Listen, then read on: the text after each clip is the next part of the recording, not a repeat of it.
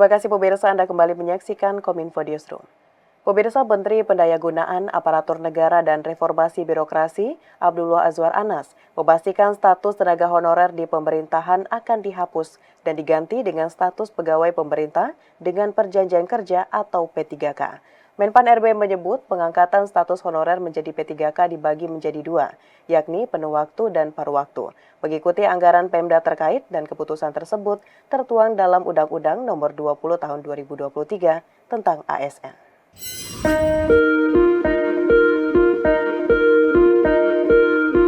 Kementerian Pendayagunaan Aparatur Negara dan Reformasi Birokrasi memastikan status pegawai honorer di pemerintahan akan dihapus dan diganti menjadi pegawai pemerintah dengan perjanjian kerja atau P3K. Keputusan tersebut diambil berdasarkan ketentuan Undang-Undang Nomor 20 Tahun 2023 tentang ASN, sehingga honorer di kalangan birokrasi akan diganti dengan P3K berstatus sepenuh waktu dan paruh waktu. Pengangkatan pegawai honorer menjadi P3K akan disesuaikan berdasarkan kesiapan anggaran masing-masing pemerintah daerah, sehingga apabila ada Pemda yang anggarannya belum memadai untuk mengangkat pegawai honorer di birokrasinya, maka honorer tersebut menjadi P3K paruh waktu. Dengan diberlakukannya P3K, Menpan RB meminta kepada Pemda agar tidak lagi menerima pegawai dalam bentuk formasi apapun, kecuali atas seizin dan dengan ketentuan tertentu. Sehingga dengan demikian, dengan status yang beralih ini mereka tidak di PHK. Tetapi kita sekarang sudah menutup, tidak boleh ada penerimaan dengan atas nama apapun kecuali nanti atas seizin dan berbagai ketentuan yang lain dengan BKN dan partai. Pemirsa, Sistem Informasi Pengelolaan Mineral dan Batubara untuk komoditas nikel dan timah resmi diluncurkan. Kementerian Keuangan menyatakan Sistem Informasi Pengelolaan Batubara berkontribusi sebesar 7,1 triliun rupiah kepada penerimaan negara. Pemerintah kembali memperkuat ekosistem sistem informasi mineral dan batubara Kementerian Lembaga dengan menambahkan komoditas nikel dan timah di dalamnya. Direktur Jenderal Anggaran Kemenkyu Isa Rahmatarwata mengatakan, sistem informasi pengelolaan mineral dan batubara memberikan capaian langsung dan signifikan untuk penerimaan negara. Isa merinci setoran itu diperoleh dari 3 hal, yaitu pencegahan atas modus penambangan ilegal senilai 3,47 triliun rupiah, data analitik dan profil risiko pelaku usaha 2,53 triliun rupiah, serta penyelesaian piutang dari hasil penerapan automatic blocking system senilai 1,1 triliun rupiah. Keberhasilan Simbara mendorong pemerintah untuk memperluas implementasi ke sektor nikel dan timah. Kedua, sektor ini dipilih menimbang posisi Indonesia di tingkat internasional.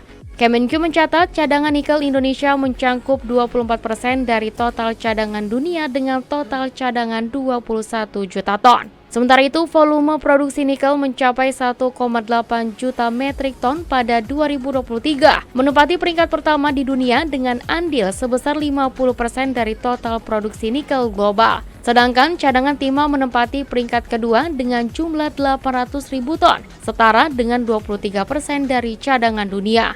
Adapun produksinya tercatat sebesar 78.000 ton, menempati peringkat kedua dunia dengan kontribusi mencapai 22%.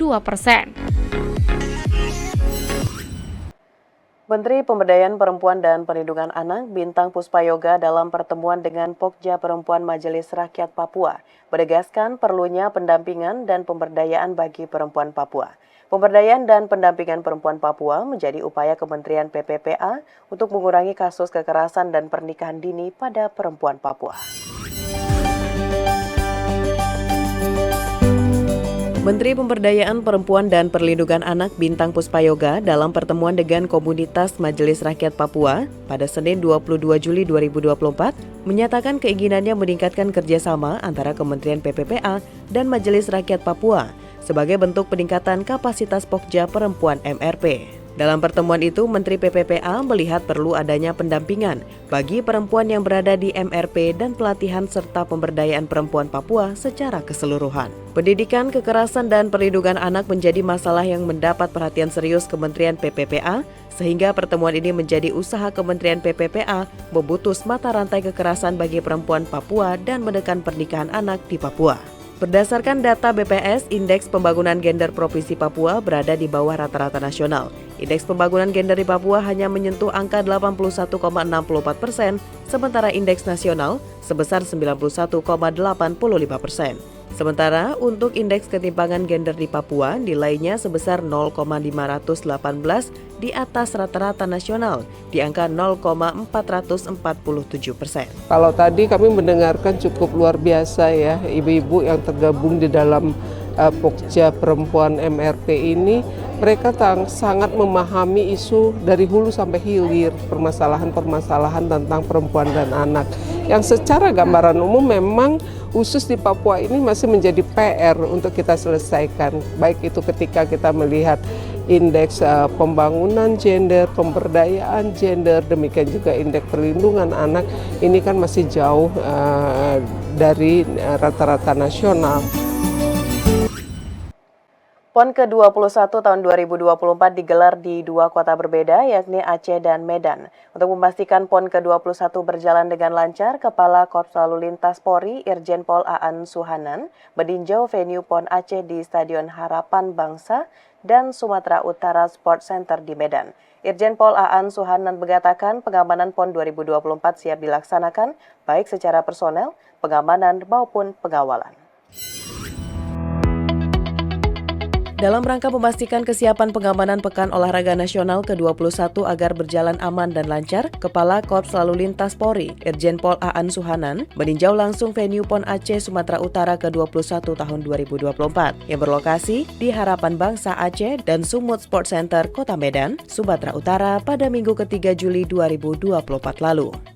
Kepala Korps Lalu Lintas Polri Irjen Pol Aan Suhanan menyebutkan hingga saat ini kesiapan pengamanan PON 21 tahun 2024 secara keseluruhan sudah siap dari segi personel, pengamanan maupun pengawalan.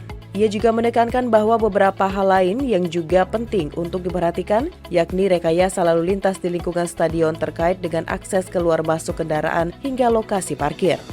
Pihak Korlantas Polri akan membantu mencukupi kekurangan yang dibutuhkan di Telantas Polda Aceh, mulai dari personel, kendaraan, dan teknologi yang digunakan. Informasi terakhir, Polda Sumatera Utara telah mengajukan penambahan personel serta peralatan, kendaraan taktis, hingga peralatan teknologi untuk mendukung kegiatan operasi pengamanan. Sementara untuk pengawalan tamu VIP dan VVIP dan kontingen, Polri menyiapkan prosedur pengawalan khusus agar ketiganya tidak mendapatkan hambatan selama perjalanan menuju lokasi pertandingan. Pemirsa, usai jeda pariwara, kami akan kembali dengan informasi lainnya. Tetaplah bersama Kominfo Newsroom.